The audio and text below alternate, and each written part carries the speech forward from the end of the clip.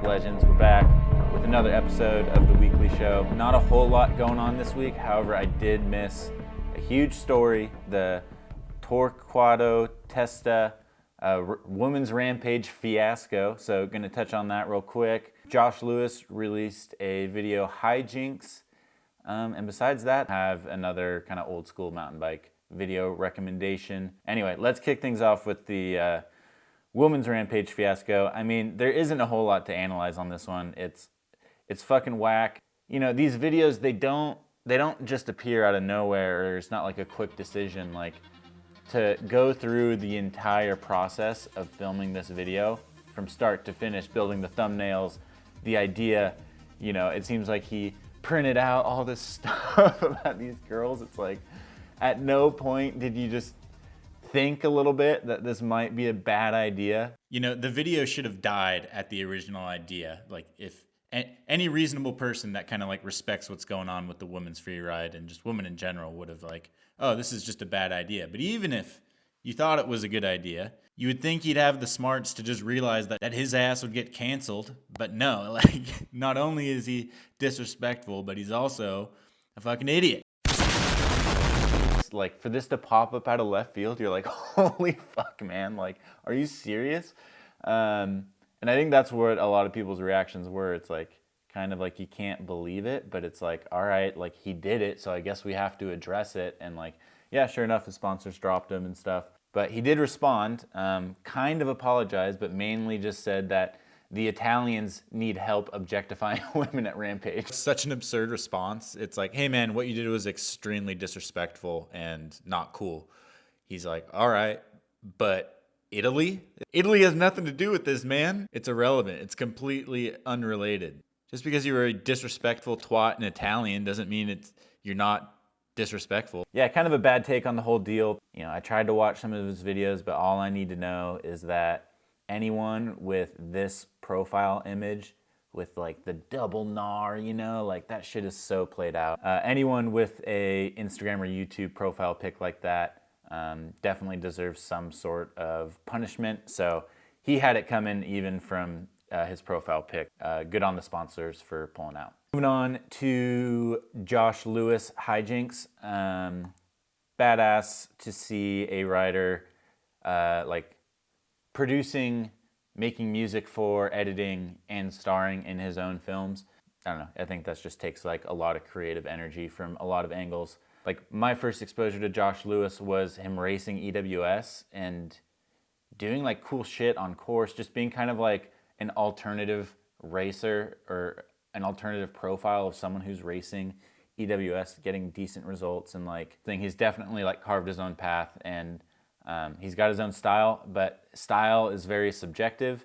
And in my opinion, Josh Lewis's style doesn't resonate with me. And I think this was on display like more than ever in this video when he was riding with like Rat Boy and even some of the other riders. Pairing those two together, Josh and Rat Boy, it's like fire and ice style-wise. I think Josh brings a really creative lens to mountain biking, and some of the stuff he does is like actually really inspiring and stuff I would never think of. But I just think it's very notchy. And I think it's kind of worth elaborating here. I'm not trying to hate. I think it's just interesting to have a bit of a nuanced conversation around style. And I think from the highest level, like what I'm looking for in style, even across like multiple different disciplines and sports, is there's these moments of energy release, like blowing up a corner, throwing the bike sideways. In surfing, it's like that big snap, releasing the fins. In moto, you know, same thing, just like big berm explosions and stuff. But I think what the most aspirational athletes in each of these disciplines is that they're able to do that energy release movement, which is what looks really cool, while retaining a high degree of speed and fluidity.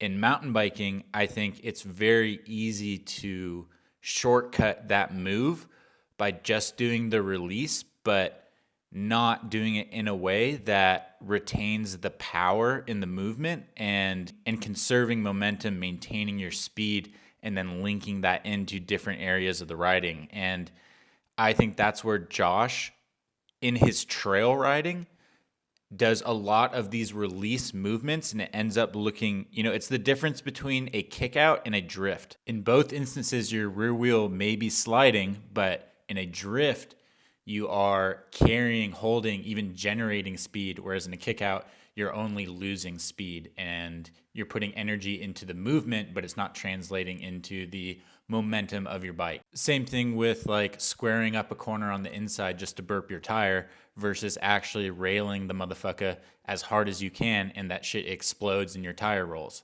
Huge difference. To the untrained eye, might look similar, but I've been at this shit way too long that I pick up on this stuff, and it can be really subtle, but I think for me that's kind of what's missing in Josh's riding, and he comes at it, I think, from a much more like street BMX type of lens, and that's okay. I think that's going to resonate with a certain amount of riders, maybe even the majority, but for me, I come from a racing background, and it's just not exactly my taste, even though I can still kind of appreciate it for what it is. His like go-to move, and I just see it so much in his videos, is like, it's like this table, but his knees are forward and his chest is too, and he rides with his elbows down.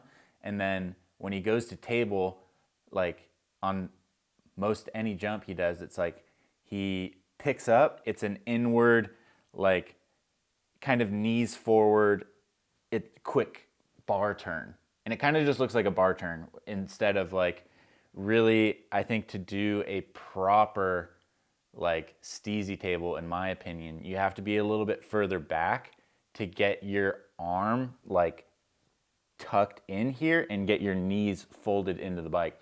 But if you are more forward on the bike, really hard to fold, and you end up doing either a bow-legged table or a table that's just kind of an exaggerated bar turn. How he does the tables is one thing, but I think also it's just he does them way too much. It shows up way too often in the riding, and I think he kind of goes to that default move a lot of times regardless of the feature, whereas Rat Boy, I think, if he's doing like a berm slider or an upward or downward table, it's much more dependent on what the feature is asking for him, and he does something that looks really natural and fluid for the feature and uses it to his advantage, where I think Josh kind of defaults to that table thing, and that means it sometimes looks unnatural, it looks forced, and as a viewer, I just think visually it kind of gets a little stale. You compare those two riding together, and I know a ton of people like love Josh's style. It does bring a lot of creative ideas, tricks, and moves into his riding, which I appreciate, but generally the style doesn't speak to me. To each their own. I still think it's fucking badass that he's kind of taken the 50-1 thing and created something like incredible out of it. I think the music kind of fit the vibe a lot of times, but it's also not something that speaks to me. But luckily, there's plenty of mountain bike edits out there. I've made plenty of them, and if you've seen them, I think you kind of probably understand where my taste lies with filming, riding, and music stuff. But yeah, not to hate on Josh, like, I don't know, I'm not a fan of him, but I have a certain taste in the mountain bike videos and riding that I like to consume, and that's kind of my thoughts on it. Literally, I don't think there's much else going on, so I'll just go straight to the old school video recommendation, and that has to be Downhill MTB Team Playbiker in Pila 2008, filmed by Alex Rankin. And this video I've watched hundreds of times. One of my favorites. And I think what videos back then, or at least this one did really well, is it's a video that doesn't take itself too seriously. They're including clips of crashes, they're including clips of like sketchy hucks, but then it's all melded together with really, really good riding. Like, they're all on Sundays, most of them are on flat pedals, and the trails here are insane. This video specifically, plus a few others that are out there, Adam Brayton and Finn Isles both have other videos at Pila, and the more recent history, they're absolutely nuts. But anyway, this video particularly is what inspired me to go to Pila and ride some of these sections. Like, this is like bucket list mountain bike lore for me, and getting to ride these trails and recognizing some of these sections, you know, however many years later, almost 20 years later, was really special and one of my all-time favorite places to ride.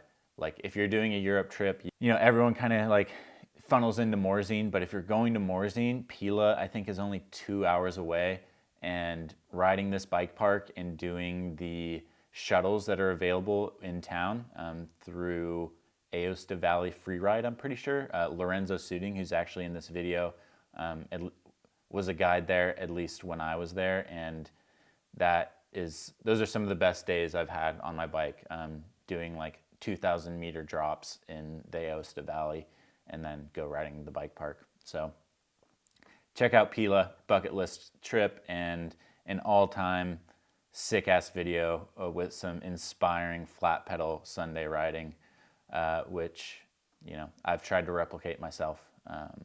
Let me know if I missed anything. If you've got topics that you want me to cover or chat about, put them in the comments. I'm down to make this like kind of an interactive show, especially going into winter. There's not going to always be like events, news, and stuff going on. So if you guys just have general questions or kind of topics, ideas that you want me to dive into, holler in the description. Other than that, thanks for watching. Check me out on Patreon if you'd like to support the channel. But other than that, thanks for watching. I'll see you guys in the next video.